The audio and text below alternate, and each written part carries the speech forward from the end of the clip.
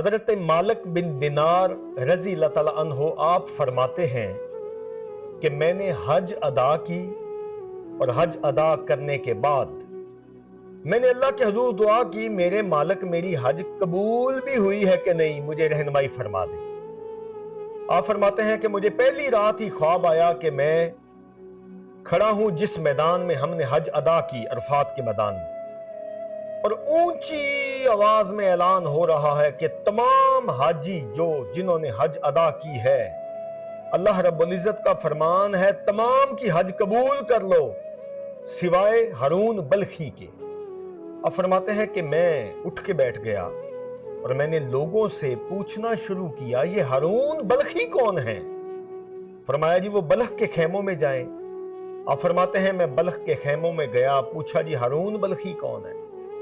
تو لوگوں نے اشارہ کر کے دکھایا کہ جی وہ جو دور خیمہ اکیلا الگ تھلگ، وہ حضرت جناب ہارون بلخی، بہت بڑے بزرگ ہیں، آپ کا وہ خیمہ ہے۔ حضرت مالک فرماتے ہیں کہ میں اس خیمے کے قریب گیا، خیمہ بند تھا، اندر سے آواز آئی کہ مالک بن دینار آ گئے ہو؟ آپ فرماتے ہیں کہ میں حیران ہو گیا، میں نے کہا جی میں آ گیا ہوں، یہ پوچھنے آئے ہو کہ ہماری حج قبول کیوں نہیں ہوئی؟ فرماتے میں اور حیران ہو گیا، میں نے کہا جی یہی پوچھنے آیا ہوں۔ فرمایا اندر آ جاؤ، ہم 24 سال سے حج ادا کر رہے ہیں۔ آپ نے فرمایا ہماری تو کوئی حج بھی قبول نہیں ہوتی، اور یہ کہہ کر رونے لگ گئے۔ مالک بن دینار کہتے ہیں عجیب متعجبانہ معاملہ تھا، دلوں کی بھی بوجھ رہے تھے، غیب کی خبر بھی تھی، چہرے پہ عجب نور تھا، رو رو کے آنکھوں پہ نشان ڈل چکے ہیں۔ اور مالک بن دینار فرماتے ہیں میں نے پوچھا حضرت سارا ماجرا کیا ہے، مجھے آگاہی تو دیجیے، مجھے کچھ بتائیے تو صحیح۔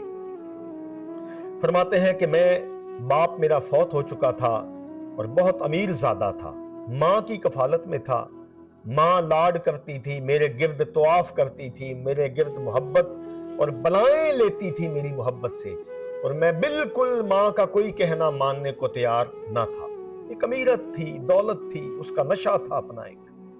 فرماتے ہیں کہ میری ماں نے میرے لیے خود تندور میں روٹیاں بنائیں اور میں پاس سے گزر رہا تھا، میری ماں نے مجھے جپھا ڈال کے سینے لگا کے پیار سے کھینچا، آؤ ہارون آج میں خود اپنے ہاتھوں سے تمہیں روٹی بنا کر کھلاؤں گی۔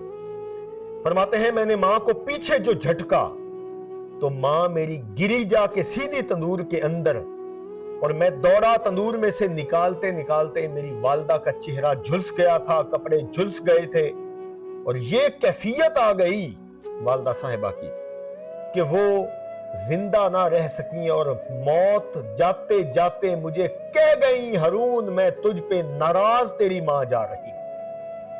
فرماتے ہیں میری والدہ فوت ہو گئی، میں دیوانہ ہو گیا، جو تھا سب بانٹ دیا، حج کے لیے ادھر پہنچا، حج ادا کی، خواب میں مجھے اشارہ ہوا کہ تیری حج قبول نہیں، دفع ہو جا۔ اب فرماتے ہیں میں نے 14 حج یہاں ادا کیے، اعلان ہوتا ہے حج سب کی قبول ہے ہارون، تیری قبول نہیں ہوگی۔